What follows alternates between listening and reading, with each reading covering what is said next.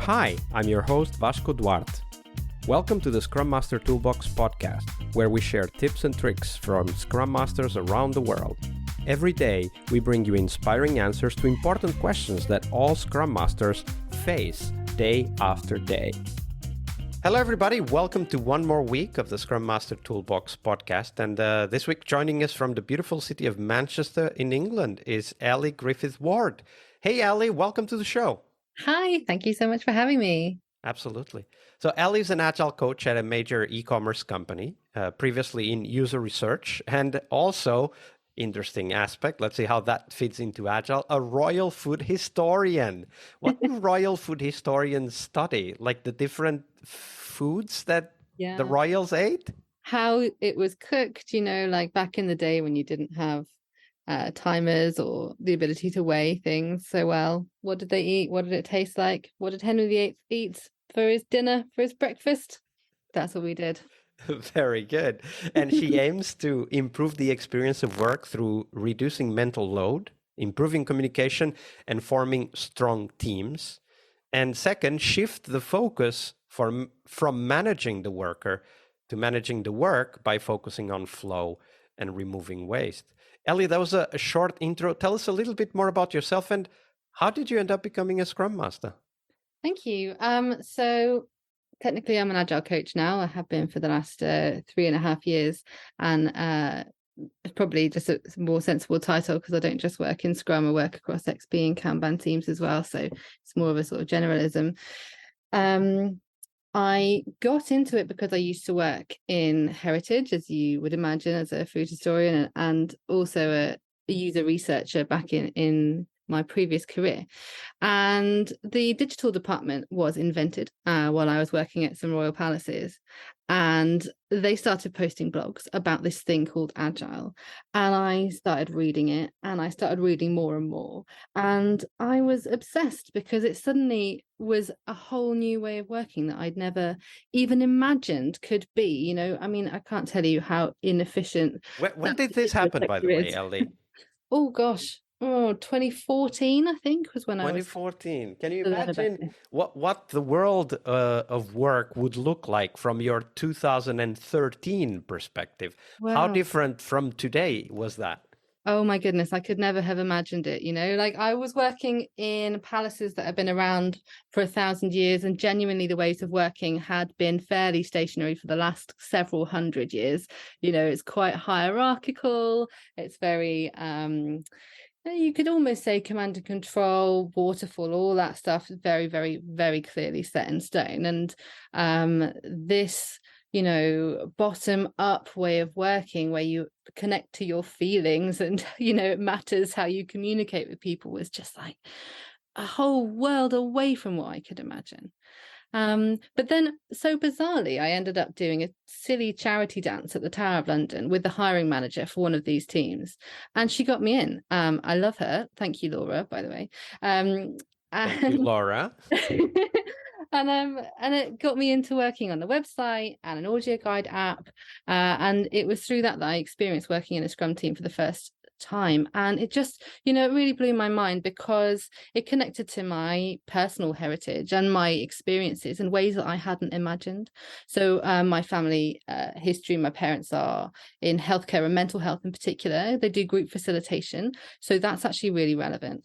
Turns out that some of the teachings that my grandfather used to teach at university are things that I use now. Even Agile is that old. Yes, Agile is so old. The ways of thinking is so old, right? So, but then it connected to, the concept of being a Scrum Master, to have influence with no power, was just what I'd been doing as a volunteer coordinator, and the teaching as a Scrum Master, as a Scrum Master is, you have to be very much in the moment for the person you're speaking to. So you need to just be present for whatever they want to learn at that moment in time. You need to be there for them, ready. So that's what we were doing as food historians when we were, speaking to the public and teaching them about what we did. You just had to see what they wanted to hear from you and then adapt yourself and your personality and your approach to that person. So it was all that adaptability, a bit of theatre, that kind of thing. All comes in handy. It's all very odd. Absolutely. And of course, all comes in handy, but not without its downsides. And Oh, today is Monday, so we're going to talk yeah. about one of those downsides that happened to you. Yeah. So, Elly, tell us a little bit more about one of those stories that happened to you where you, as a Scrum Master, you tried, or Agile Coach, of course, you tried your best, but the best just wasn't good enough. Walk us through the story. We'll do the, the digging down and clarifying the takeaways later. So walk us through the story first. Well, this is, funnily enough, it's an incident that I've seen in more than one organization. I'm going to think about just one of them in particular, but actually, the things that I talk about could be applied to several places. I'm thinking of a situation where there's a sort of a glass ceiling for Agile within the organization. I'm sure you've experienced it. Can you hear that buzzing outside my window? Okay, you're fine. Cool.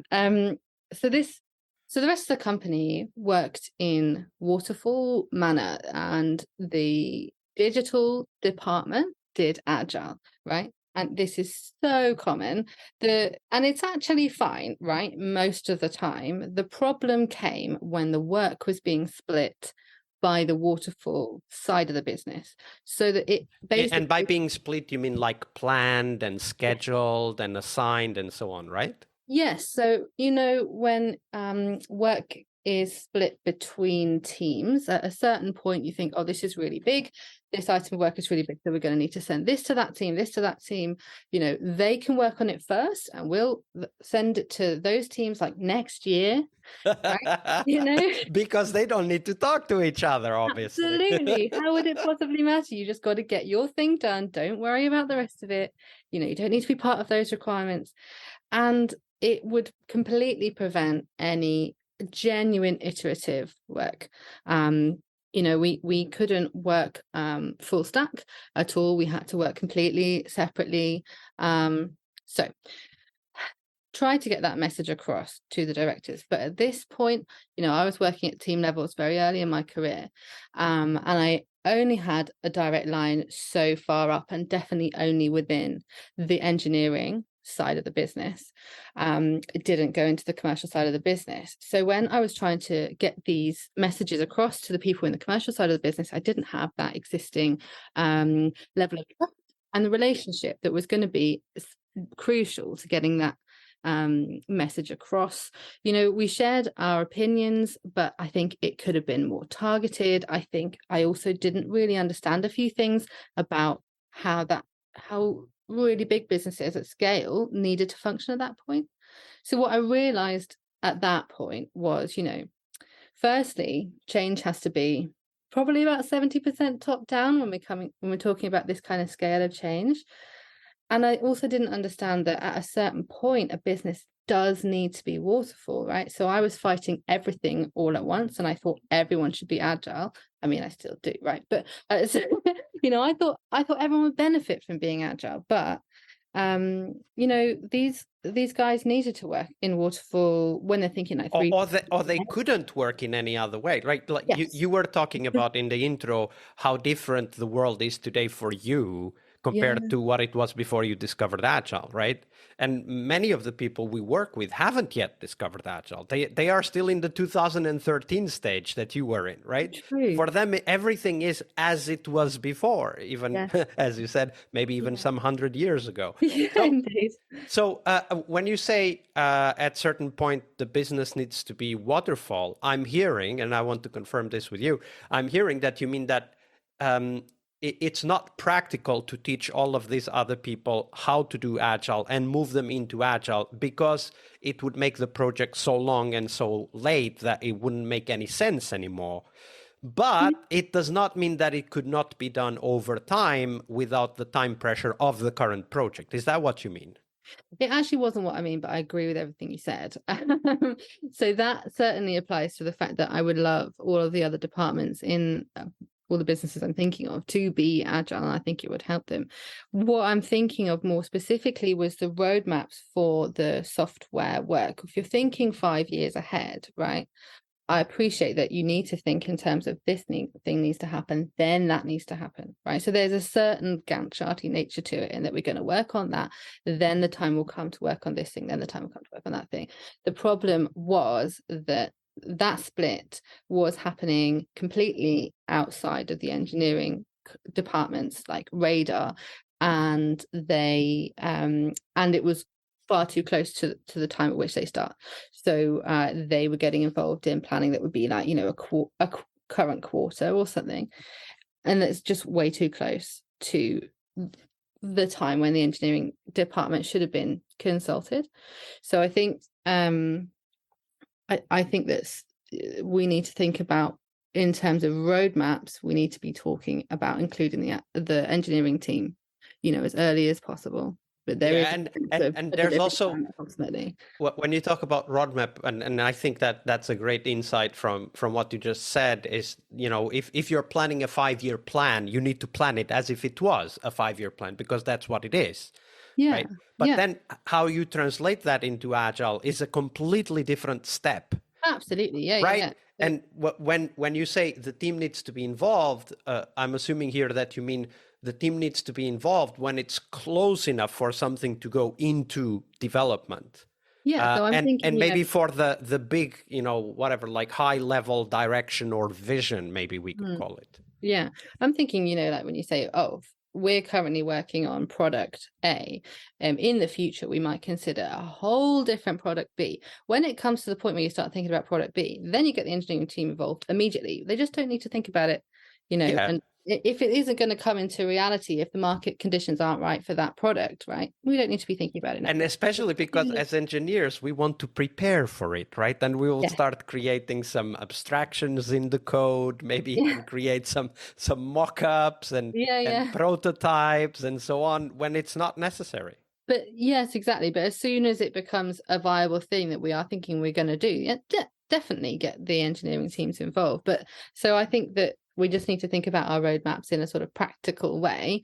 However, that was just absolutely not happening. This also means that for us as Scrum Masters, we need to accept that, we're going to work on this small bit of that roadmap. And that's the only one we should worry the teams about. Everything else, it might still change. So it might not happen. Exactly. So just build for what right now. Get it alive, right? Working software is the only thing that matters. Not the only thing, right? But it's pretty much the only thing that matters, and it proves what's valuable. Then measure, then iterate, right? So it's about making your delivery plan such that you are able to change it, rather than setting yourself up so that you have to deliver everything. And for Scrum Master, not to try to change the 5-year roadmap into an Agile Kanban board right away. Exactly. But just say, no, let's take this little bit and take it to engineering. The rest we'll worry about it later. Yeah, exactly. So the other thing I learned really is that stakeholder management is about half the job. It's a teeny tiny proportion of your time, but it's one of the most important things you need to be thinking about at all times. And honestly, I'm still working on that. Yeah, I would say that stakeholder management is half the job, and the other half also includes stakeholder management. Yes, absolutely. It's so true. Thank you for sharing that story, Elly. Pleasure. It was really stressful. Monday is about what we learn from our obstacles and our failures. But tomorrow is Team Tuesday here on the Scrum Master Toolbox podcast. We explore teams and their journeys, the habits they develop that threaten their performance, how each of our guests helped their teams evolve, and the one key lesson they learned from that experience. We really hope you liked our show. And if you did, why not rate this podcast on Stitcher or iTunes? Share this podcast and let other Scrum Masters know about this valuable resource for their work. Remember that sharing is caring.